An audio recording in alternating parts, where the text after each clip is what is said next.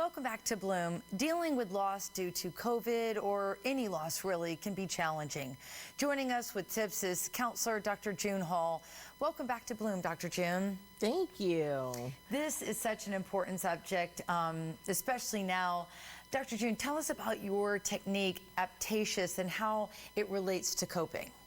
Well, Apptacious, the APT stands for Accentuate Positive Thinking, and Apptacious is basically positive coping skills, because when we sometimes deal with loss, we deal with it in such a negative way if it's, not expected, and then we're like so upset, how did this happen? So dealing with it positively, that's what Apptacious is.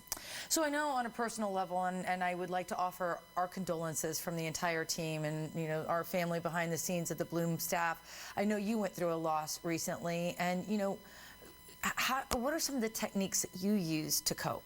Well, I actually had two losses. I lost my brother and my sister within 8 months of each other. So that was like really, kind of tragic.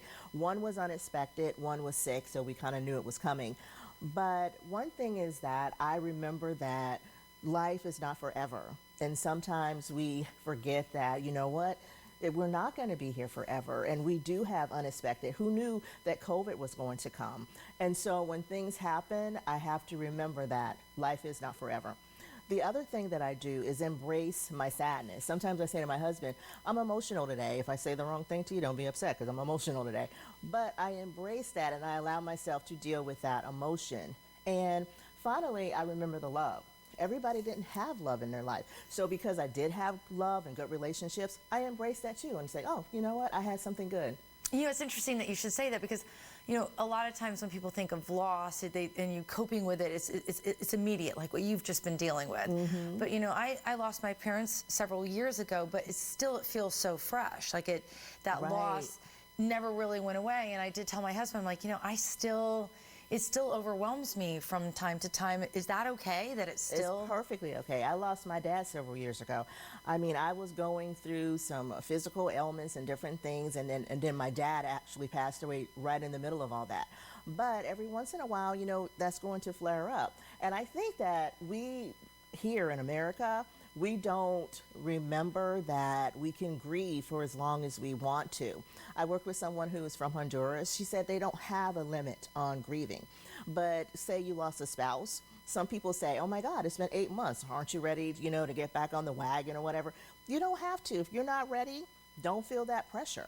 And I think that that's a problem that sometimes we have. We think that, oh, it's been so long, we're supposed to move on. You're never going to get over it. I mean, you shouldn't have a shrine and crying over your shrine or something like that. But it's okay to grieve, even if it's years later. The other question I wanted to ask you, and I'm sure you get asked this a lot, what if that person suddenly dies and you didn't have that closure, or there was something that you feel like you didn't fix or repair in this lifetime? How do you deal with that? Well, if you didn't repair it in this lifetime, you still have to think about the good times that you had with that person. And their spirit is still here with you. They understand that perhaps it didn't end or go the way that you would have wanted it to before the life ended. But you still have to remember, that person knows that I love them, even though we may have been in a bad place when this happened. And a lot of times, people have disagreements, but does that mean that you don't still care? And I have to say this, though. I have said to so many people not to go away angry because you never know what's going to happen. So that is also a reminder to live your life to the fullest, to enjoy yourself, and to show love every day, even when you're upset.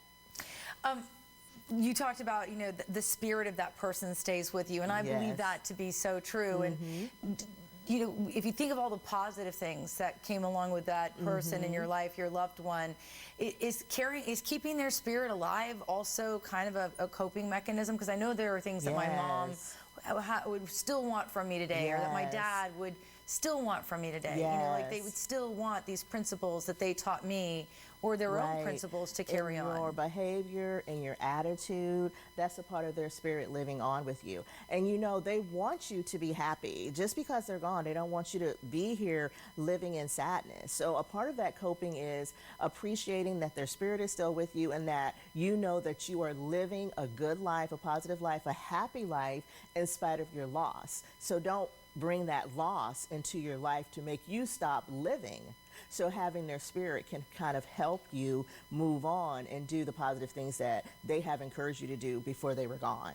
We have just a minute left. Any other coping tips that you want to share with viewers today? Yes, I would like to share that again, if you feel sad, embrace that sadness and don't feel rushed to move on to something else.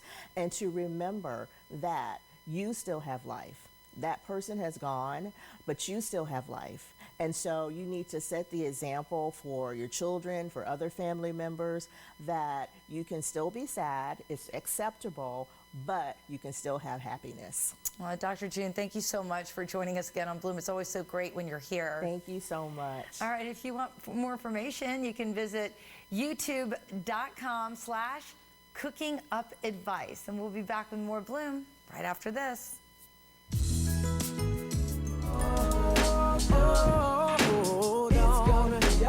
It's gonna be alright.